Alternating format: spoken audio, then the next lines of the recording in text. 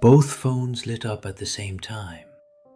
Mira stepped back first, and for the first time, Ethan realized the messages were no longer trying to guide them out. They were separating them on purpose. Both phones were glowing. Mira read her screen first. Then she took a step back from Ethan, not in surprise, in fear. Ethan looked at her. What did it say? Mira didn't answer. His own screen lit his face in blue-white silence. One sentence waited on it. Do not follow her. Ethan looked up slowly. Mira was still staring at him, her breathing shallow. He locked his phone. What did yours say? Mira's voice came out tight. It said not to let you near the west corridor. Neither of them moved. The archive hummed softly around them. Old monitors flickered. Dust hung in the air like smoke. A crackle burst from one of the smaller screens. Then another. Then a third. Most of the monitors still showed fragments of empty rooms, corridors, stairwells, and doors. But one screen was different. It showed a live image, not static, not old footage. Live. Ethan stepped closer. The image showed a narrow room with concrete walls and a single metal chair. And sitting in that chair was Ethan. Mira stopped beside him. No. The man on the screen looked thinner, paler, more exhausted. But it was Ethan. Same face, same eyes, same scar near his eyebrow. He lifted his head slowly and looked directly into the camera. Then he smiled, not kindly, like someone who had been waiting too long. The live Ethan reached forward and tapped something beneath the camera. A speaker hidden somewhere in the archive gave a burst of static. Then his voice filled the room. You should have left at the first door. Mira turned toward Ethan instantly. Ethan didn't move. He kept staring at the screen like he was looking at a version of himself that had learned something terrible. The man on the screen leaned closer. If she still trusts you, you're early. Mira's face changed. What does that mean? The screen Ethan ignored her. His eyes stayed fixed on Ethan. You always bring her here. Ethan shook his head once. No.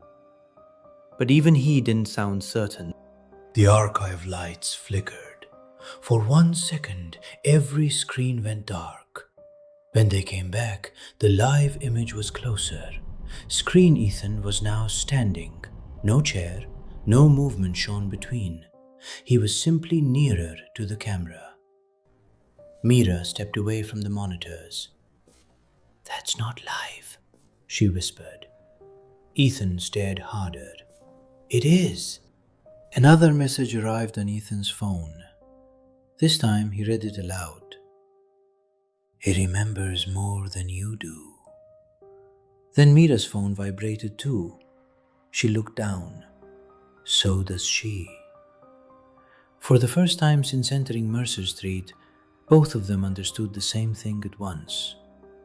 The building wasn't just watching them. It was comparing them. At the back of the archive, a metal drawer slid open by itself. Both turned toward the sound. Inside was a folder labeled only with a date. Tomorrow. Mira pulled it out carefully.